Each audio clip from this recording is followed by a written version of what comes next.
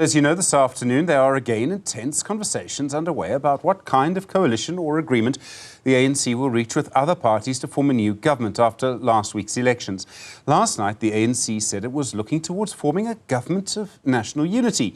It would include parties like the DA and the IFP and the EFF and others. But during the week, there's also been intense speculation that the ANC might consider doing some kind of a deal with the Democratic Alliance that would include the DA not taking cabinet positions, but only getting the positions of Speaker and chairing certain parliamentary committees. Some groups strongly oppose this idea. You've heard from the EFF earlier.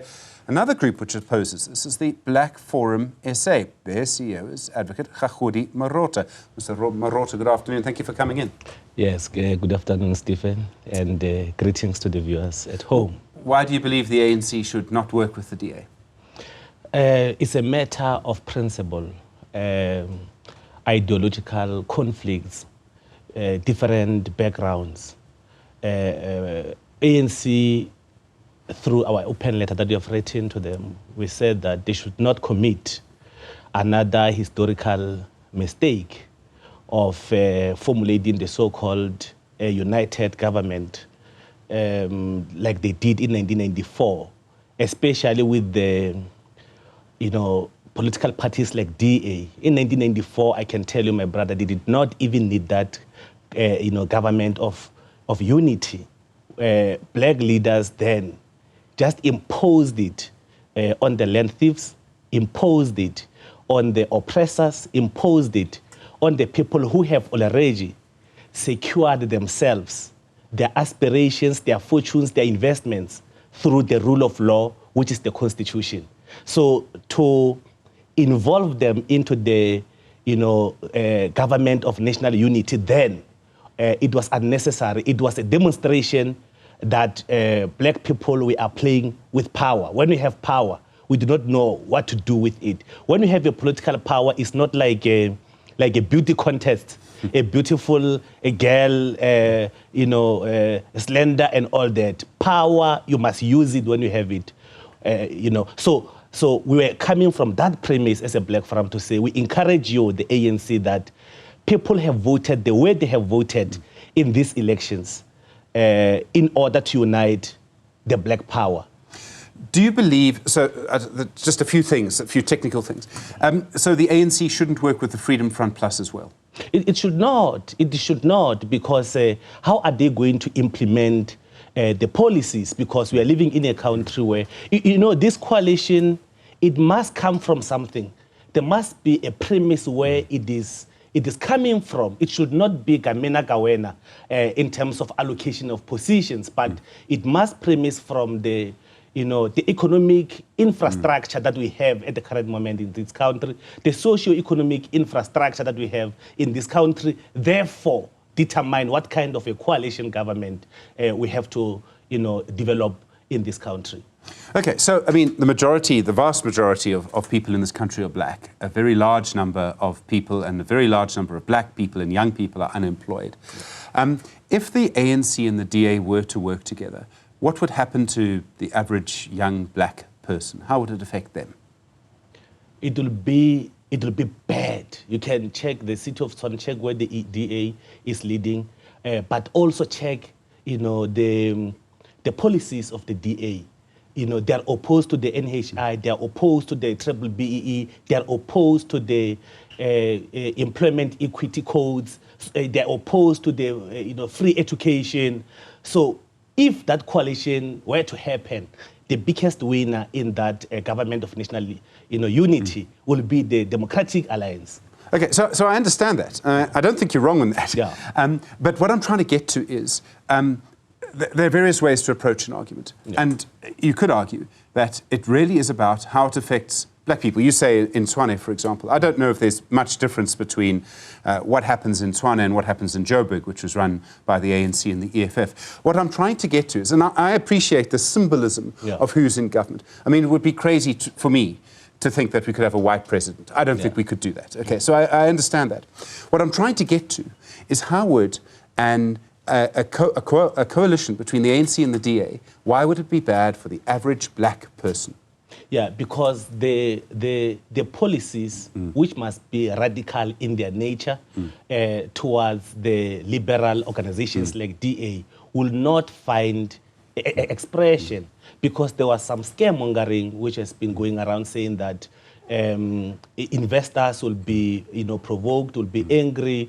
DA even coined a term or a phrase that when black political organizations come together into a coalition is called a doomsday coalition. So by their expressions and attitude, they are not keen to advocate for the policies which will emancipate majority of black people in this country. Okay.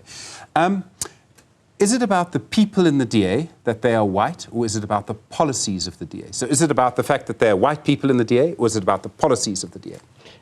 Two things. It is about the policies within the DA.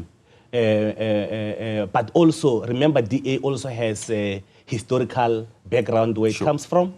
And even in the democratic dispensation, they did not really advocate for the policies which aim at emancipating the previously disadvantaged people of this country.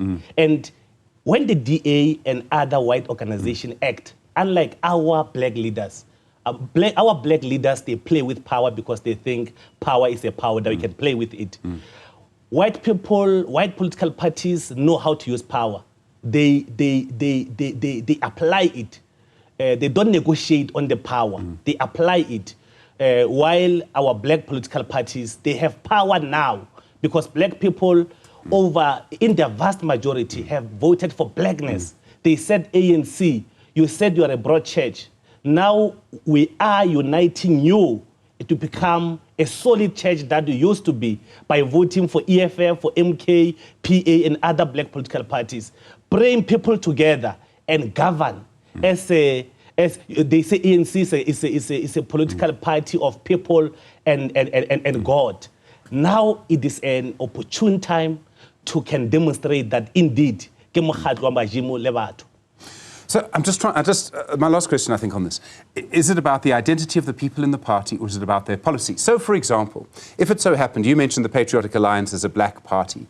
And, I mean, it's a black party that I think particularly campaigns in coloured communities. If, for example, their head of strategy was white, that doesn't affect it. It's the policy that matters. That's what I'm trying to get to. You're not against white people, you're against the policy. We are against the policies. We are not against white people. Yes, that was my presumption, but I just needed to get to that. Yes. Okay, cool. Clarified.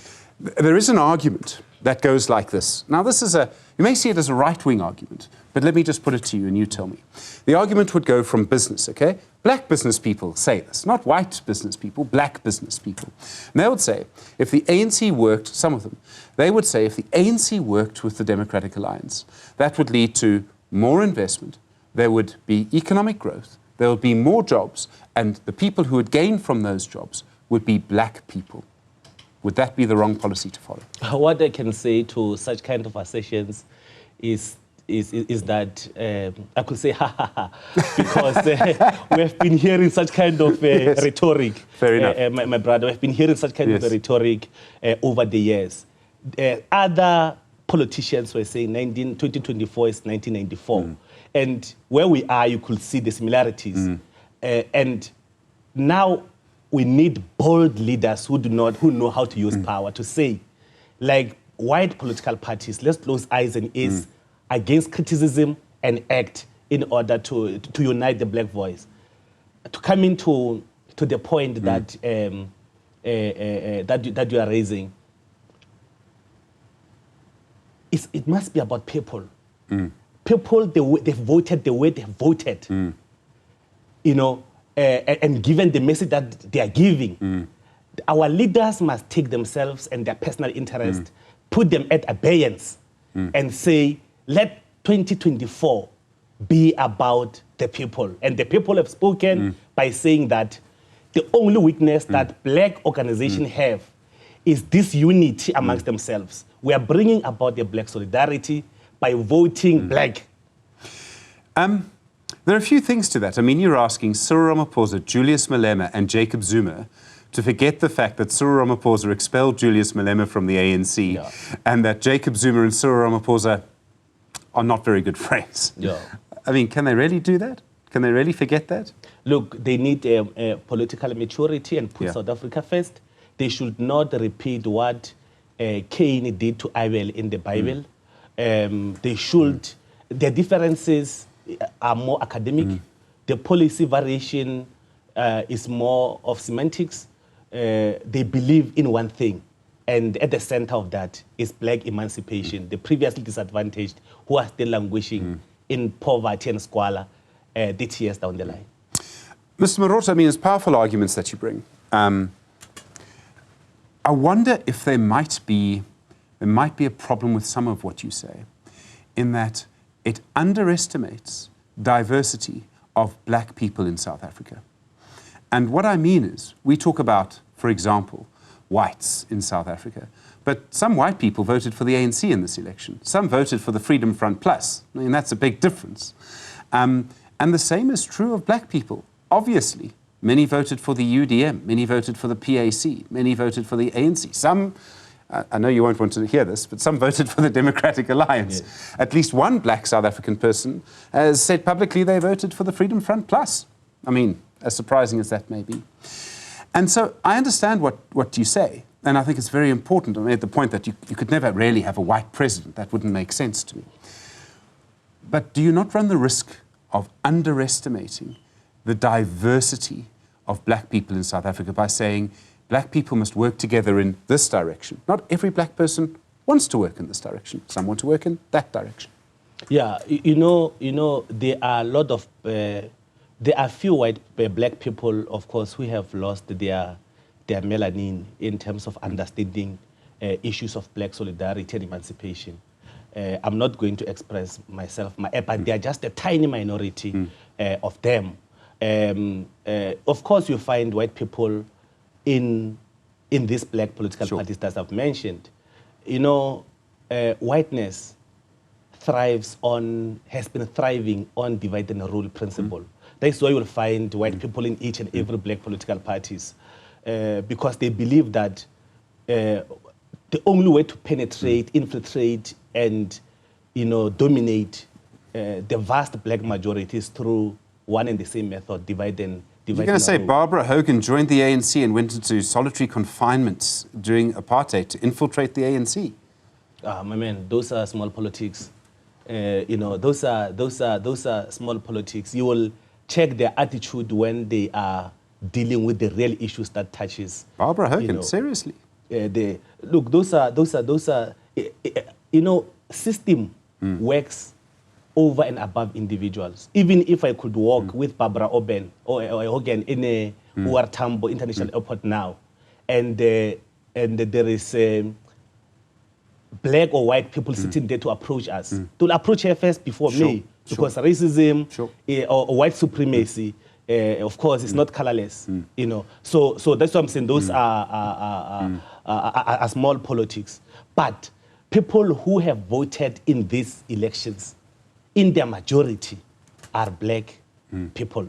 And black people have said to the ANC, to the MK, to the EFF, and UDM, and said, bring that, phraseology that ANC is a broad church, and ANC should not be scared to use power. Think about it in this way. Imagine if it was DA in Western Cape being in this situation. It was not going to create the so-called government of national unity. We cannot now, people did not win anything, but we called them and say, come and share power with me. White people and white political parties will never do that because they know how to use power. Strong point. Kgagudi Morota, thank you very much.